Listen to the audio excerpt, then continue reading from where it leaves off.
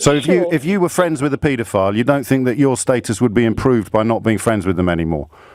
I think you have to look at the whole picture. I am. Before we jump in, tell me where you're tuning in from. And remember to like and subscribe.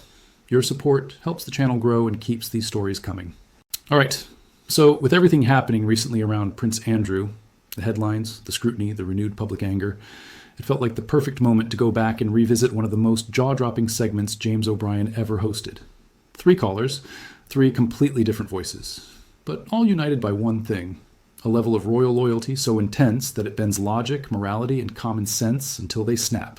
These calls aren't just bizarre. They're a masterclass in how Britain's class system still has a grip on the national psyche.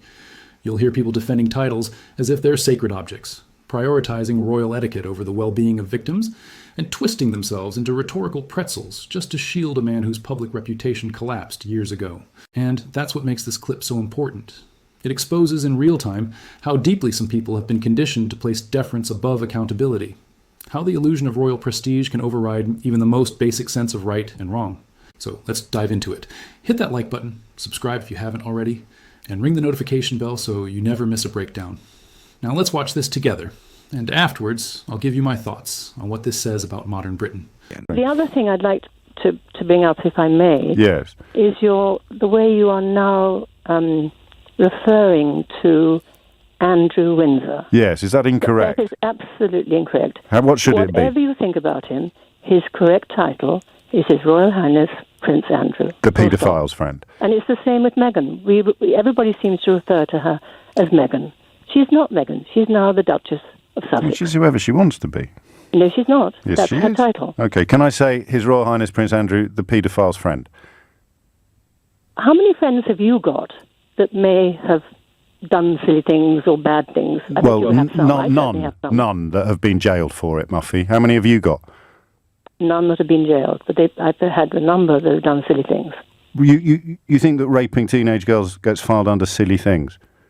No, absolutely not. I think you've delighted us for long enough. Absolutely not. Alex is in Camden. Alex, what would you like to say? I think this is a witch hunt on Prince Andrew and Jeffrey Epstein. I think this is anti-Semitism. I think Jeffrey Good Epstein grief, I thought the last innocent. call was mad. Amanda is in Datchet. Amanda, what would you like to say? Hello there, yes. I just want to know, is it fair that we blanket the whole royal family for one member's actions? If somebody in my family did something wrong, would it be fair that everybody dissed my whole family for their actions? I don't know that anyone is doing that, are they? Well, I think that's what came over last night on the TV, was that, Well, let's listen to it again. Let's listen to it again. Is the monarchy fit for purpose? Jeremy Corbyn. Needs a bit of improvement. Mr Johnson. The institution of the monarchy is beyond reproach. Where's the sort of tarring everyone with the same brush thing there? First of all, I think Jeremy Corbyn is in no position to... No, I didn't ask you that. I asked you, where's the tarring everyone with the same brush bit there in what I just played you? Well, I think the monarchy needs some improvement, does it? I think it does. So you're agreeing with Jeremy Corbyn? I agree that... No, I don't think the monarchy needs some improvement. You don't think they should get rid of the man who hangs out with paedophiles? So tell me, if you are a friend... I'm asking you questions. I'm asking you questions. Would the monarchy be improved by getting rid of a member who hangs around with paedophiles? No. Right. This is a fascinating phone-in, and I'd just like you to expand on that. So if you were friends with a paedophile, you don't think that your status would be improved by not being friends with them anymore? I think you have to look at the whole picture. I am. Am I friends with a paedophile because he's a paedophile, or am I a friend with a friend? Here you are on the radio. Here you actually are on the radio, talking about the various circumstances in which you could be friends with a paedophile. I bet you didn't think this was going to happen when you woke up this morning, did you? Do you want to let me finish? Not really. Okay, then there's no point me phoning in. I don't like talking to people who can be friends with paedophiles, actually, or people who split hairs over it. But it's good that you agreed with Jeremy Corbyn. I bet you weren't expecting to do that when you woke up this morning either. I did not agree with Jeremy Corbyn. Yep. What we've just heard isn't simply a trio of confused callers. It's a window into something far deeper, far more revealing about the way power operates in Britain. That wasn't random absurdity. That was the sound of a lifetime of conditioning. a kind of soft loyalty that runs so deep it overrides facts, morality, and even basic self-respect. It's a reflex, almost automatic. When the monarchy is challenged, the defense mechanisms activate, no matter how indefensible the situation might be. Take the first caller. Her biggest concern wasn't accountability or the victims, or even the behavior that caused the scandal in the first place. No, her outrage was about titles, ceremonial wording. She was more offended by James. O'Brien calling him Andrew Windsor than by the fact he maintained a friendship with a convicted sex offender. That tells you everything. The crown isn't just a symbol to people like her. It's a shield, one so powerful that it blinds them to the suffering of real human beings. It's fantasy over reality, ritual over responsibility. Then we move to the second caller, who took the conversation straight off a cliff. Suddenly, this wasn't about accountability at all, and it was a witch hunt, a conspiracy, an attempt to smear powerful men.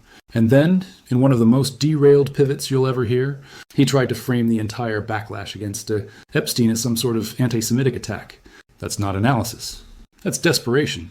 When the walls start shaking, when the illusion begins to crumble, the instinct for some is to shout enemy rather than look honestly at the rot inside. It mirrors what we've seen across other political debates. When facts become too uncomfortable, conspiracy becomes the comfort blanket. And then came the third caller, who might be the most revealing of all. She tried, in her own way, to apply everyday logic, the kind we'd use for any normal institution, any normal person, to an entirely abnormal system built on inherited power and unquestioned privilege. And the result was almost tragic. To defend the monarchy, she had to say out loud that removing a member who associated himself with a convicted predator would not improve the institution. Think about what that means. She knowingly abandoned her own moral instincts, the instincts we all learn as children, because the loyalty to the royal brand demanded it. These callers aren't just individuals. They're symptoms of a story. Britain has been telling itself for generations, a story where princes are honorable simply because of their pedigree, where status outranks ethics, and where the fantasy of the monarchy must be protected, even when it collapses under the weight of its own scandals. But that belief system is wobbling. It's fading. And the revelations coming this week about Andrew may finally push more people to confront the truth they've been avoiding for years. This clip, in a way, is the before snapshot, the last stand of a national delusion.